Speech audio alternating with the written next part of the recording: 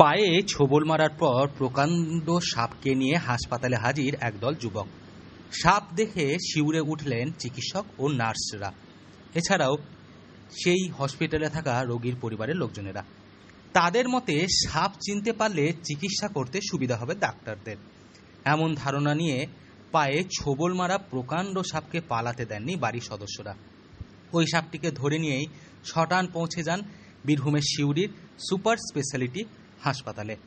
বস্তায় বিষাক্ত সাপ ভরে সরাসরি সিউড়ি সদর হাসপাতালে উপস্থিত একদল মানুষ, সঙ্গে গুরুতর অসুস্থ অবস্থায় এক মহিলা। সাপ নিয়ে হাসপাতালে ঢুকতেই ব্যাপক আতঙ্ক ছড়ালো হাসপাতালের চিকিৎসক ও নার্সদের মধ্যে। তবে সাপের কামড়ে অসুস্থ মহিলাকে হাসপাতালে আনার কিছুক্ষণের মধ্যেই তার মৃত্যু হয়। পরিবার সূত্রে জানা যায়, মৃত মহিলার নাম রীনা রায়, বয়স আনুমানিক 25 বছরের কাছাকাছি। ওই যে কাঠ ছাঁকতে গেল তখনই কিন্তু ওর পায়ে কামড়ে দিল। মোটামুটি হ্যাঁ, মানে সন্ধ্যে হয়ে গেছে। হ্যাঁ, বেলা তো মানে হালকা হালকা মানে লিকঝিক করছে। 6টা টাইমটা তো দেখি নাই ওরা। না, বাড়ির বাইরে মানে ওই রান্না করার জন্য মানে কাঠ ঝাঁকছিল। কাঠ আনতে গেল তো নিচে যে পোয়াল ছিল, তো পোয়ালের ভিতরেই ছিল।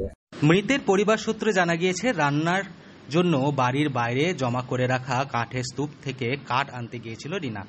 সেখানেই লুকিয়েছিল এক বিষধর সাপ। কাঠের স্তূপে হাত দেওয়ার সঙ্গে সঙ্গেই রীনার পায়ে আঙুলে কামড় বসায় ওই সাপটি। বিষের জ্বালায় লুটিয়ে পড়েন রীনা মাটিতে। ঘটনাটি দেখেই পিটিয়ে সাপটিকে মেরে ফেলে বাড়ির লোকজনেরা।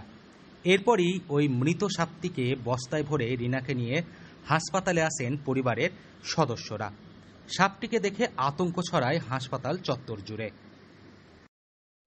তো বেরিয়েছিল এতটা, তো যেমনি ওই ঝাঁকতে গেল আর তখনই কিন্তু মেরে দিয়েছে এই পায়ে।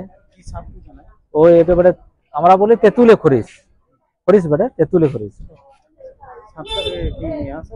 হ্যাঁ হ্যাঁ, নিয়ে এসছি। হ্যাঁ, না মেরে দিয়েছে সাপটা।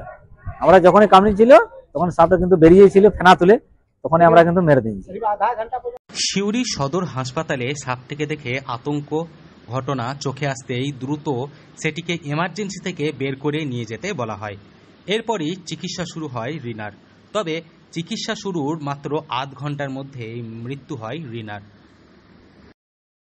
বীরভূম থেকে সৌভিক রায় রিপোর্ট, লোকাল 18 বাংলা।